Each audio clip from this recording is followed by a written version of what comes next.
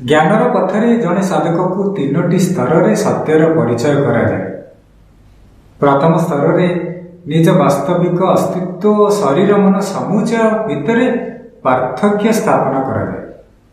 यह स्तर में मनीषर गभीर भ्रम जे सी गोटे सीमित शरीर और सीमित मन ताहाको दूर कराए।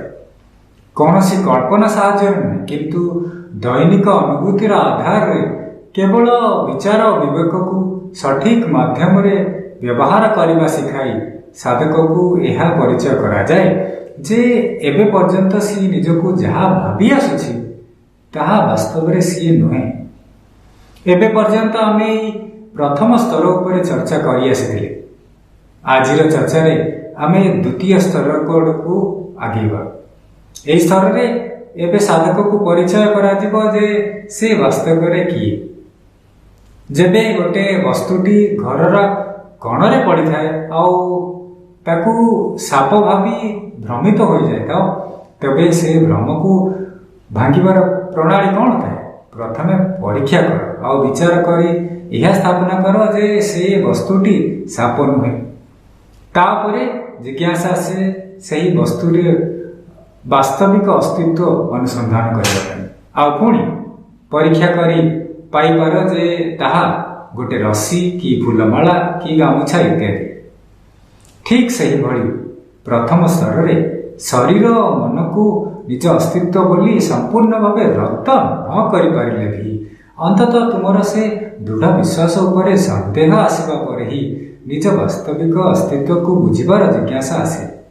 अन्यथा संसार कार्यकलापर क्या फुर्सत अच्छी।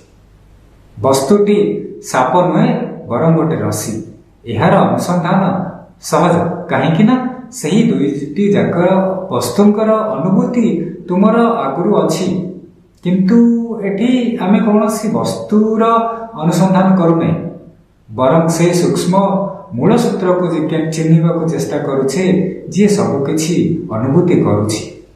जेहेतु ताहार कौनसी अनुभूति आमर आगुरु न थाए एही स्तरटी खूब सूक्ष्म आउ ताकू धरिबा को हेले ध्यान को सतेज और एकाग्र करने को पड़ो। जदि संभव तेबे पूर्ण ध्यान दे मु जहाँ कहूची ताहाको सुनिबा को चेष्टा कर। समुद्रर अनुभूति तो समस्त को थिबो प्राय देखिथिबो विशाल समुद्र रे गोटे पर गोटे ढेउ सृष्टि हेउची आउ पुणी सही समुद्र भीतर जाई अंतर्धान हो जाउची। एही भली प्रतीत हुए जे प्रत्येक ढेउटीर निजर गोटे अस्तित्व अच्छी। ए ढेउर ए भली रूप आकार आउ गोटे ढेउर आउ रूप आकार गोटे अस्तित्व नहीं आसुची आउ सही अस्तित्व को छाड़ी कुआड़े केजाणी अदृश्य हो जाउछि।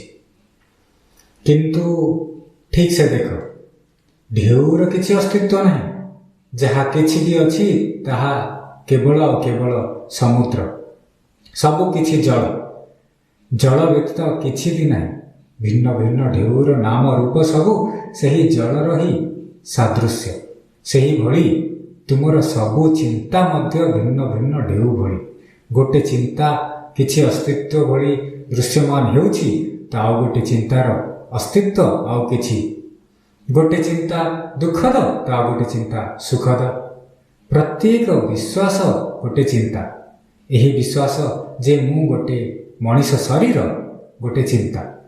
प्रत्येक अनुभूति पछरे मध्य मनर गोटे चिंता।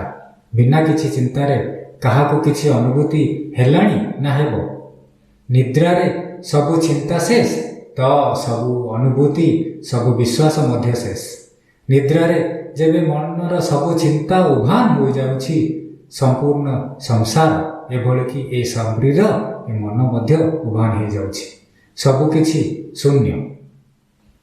सही चिंता मध्यरु एहा मध्य गोटे चिंता जे मु एही मन आउ एही मनरु एही चिंताटी आसीछि सेथिलागी एही चिंताटी मोर। अस्तित्वर एही विश्वास केवल केवल गोटे चिंता किंतु सबु सही ढेउ भली जहार वास्तविक अस्तित्व होछि समुद्र रूपी चेतना। चेतना रूपी विशाल सागर अति तीव्र गति रे ढेउ भली गोटे पर गोटे चिंता उठुची आउ तुमर सबु ଅନୁଭୂତିର ସାର ହେଉଛି ତାହା। ତୁମ ବାସ୍ତବିକ ଅସ୍ତିତ୍ୱ ହେଉଛି ଚେତନା, ଯାହା ଶରୀରର ଚିନ୍ତା, ମନର ଚିନ୍ତା, ସମ୍ପର୍କର ଚିନ୍ତା ଇତ୍ୟାଦିର ରୂପ ନେଉଛି, ଆଉ ତାହା ହିଁ ସ୍ୱୟଂ ଚେତନାକୁ ଅନୁଭୂତି ହେଉଛି। ବ୍ୟାବହାରିକ ଜଗତର କୌଣସି ବସ୍ତୁ ସହିତ ଚେତନାକୁ ତୁଳନା କରିବା ବି ଗୋଟିଏ ଚିନ୍ତା ହିଁ ହେବ। ସେଥିଲାଗି କୌଣସି ଉଦାହରଣ ତୁମ ନିଜ ବାସ୍ତବିକ ଅସ୍ତିତ୍ୱ ପାଖରେ ନେଇ ପହଞ୍ଚାଇ ପାରିବ ନାହିଁ, କିନ୍ତୁ କେବଳ ତୁମକୁ ନିଜ ଆଡ଼କୁ ଚିହ୍ନଟ କରିପାରିବ।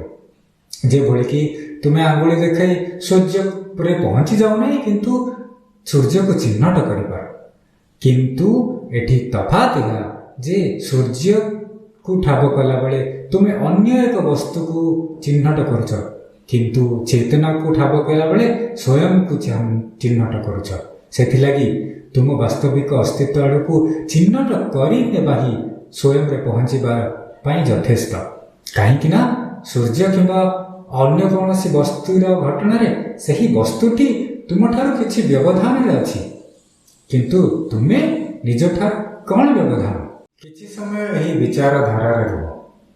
ଉଦାହରଣ ନେଇ ଦେଖ, ତୁମ ନିଜ ପାପୁଲିକୁ ଦେଖ ଆଉ ବିଚାର କର ଯେ ଏହି ଦେଖିବାର ଅନୁଭୂତିଟି କିଭଳି ହେଲା।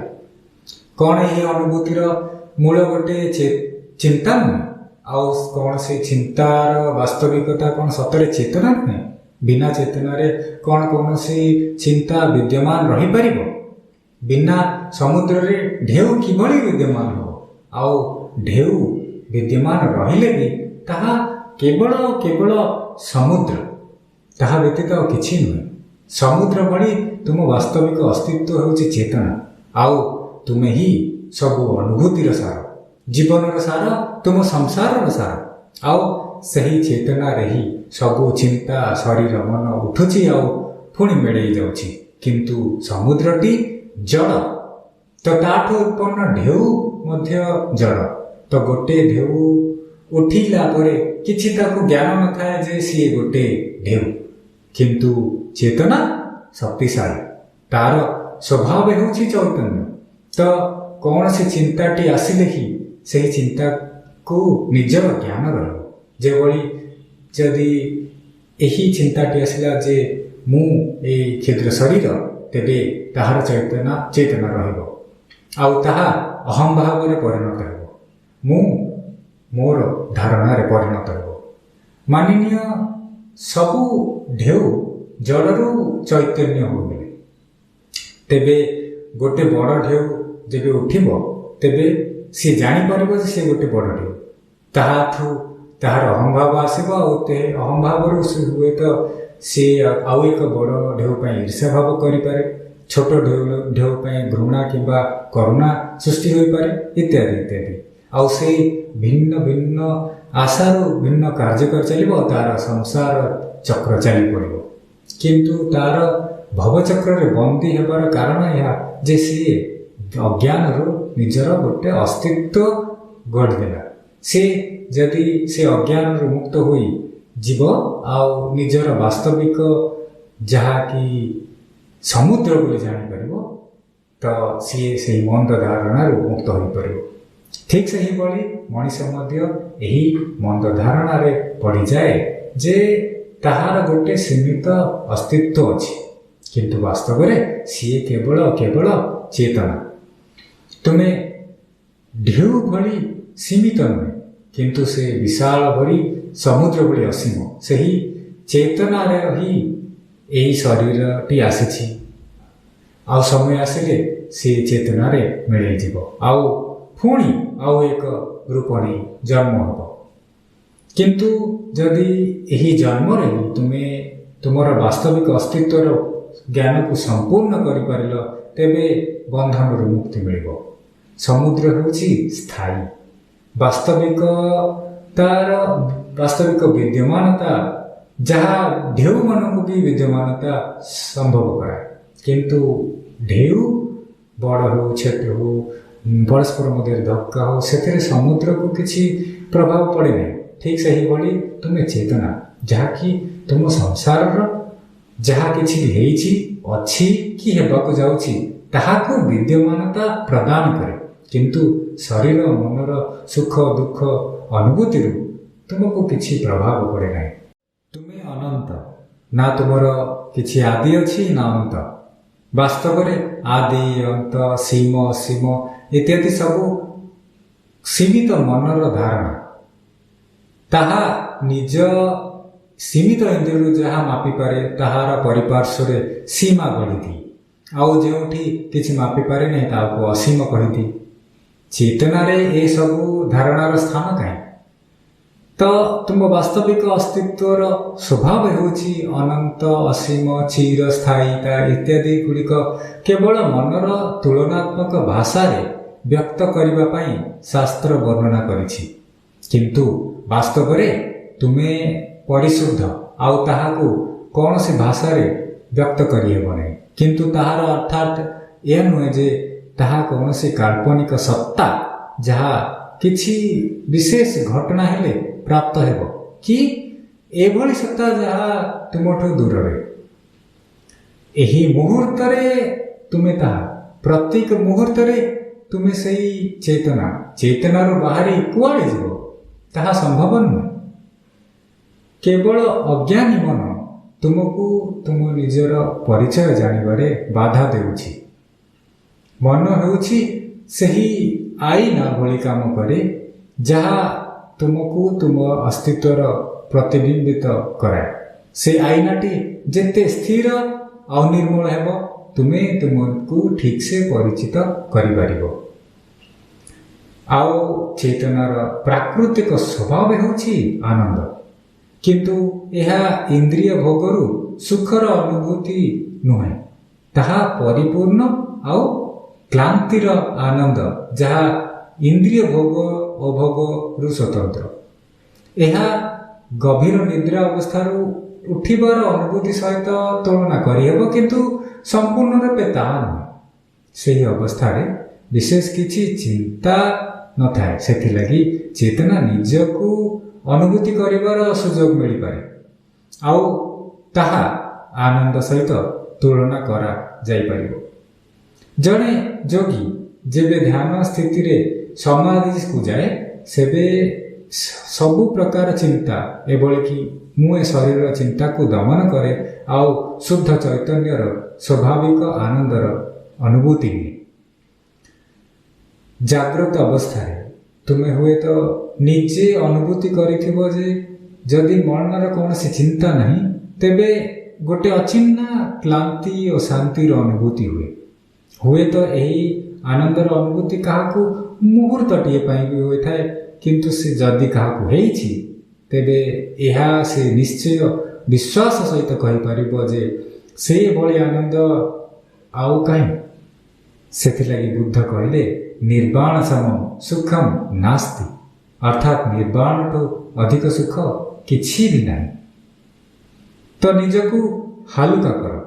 ଜୀବନର ଧାରାରେ ପଡ଼ି ମୁଁ ମୋର ଯେଉଁ ଚାପଟି ନିଜ ଉପରେ ଲଦି ଦେଇଛ, ସେଥିରୁ ଅନ୍ତତଃ କିଛି ଦୂର ପର୍ଯ୍ୟନ୍ତ ମୁକ୍ତ ହେବା।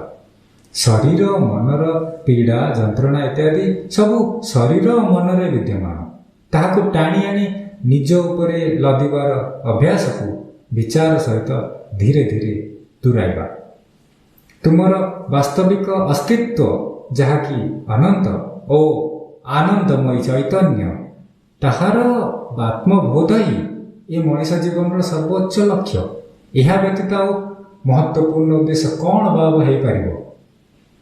ଯିଏ ଯେଉଁ ବୟସ ସ୍ଥିତି କି ଅବସ୍ଥାରେ ଥାଉ ନା କାହିଁକି, ନିଜ ବାସ୍ତବିକ ଅସ୍ତିତ୍ୱକୁ ସନ୍ଧାନ କରିବା ଆଉ ସମଗ୍ର ଦୁଃଖରୁ ମୁକ୍ତ ହୋଇ ଅସୀମ ଦିବ୍ୟ ଆନନ୍ଦରେ ବିହାର କରିବା ତୁମର ଜନ୍ମସିଦ୍ଧ ଅଧିକାର।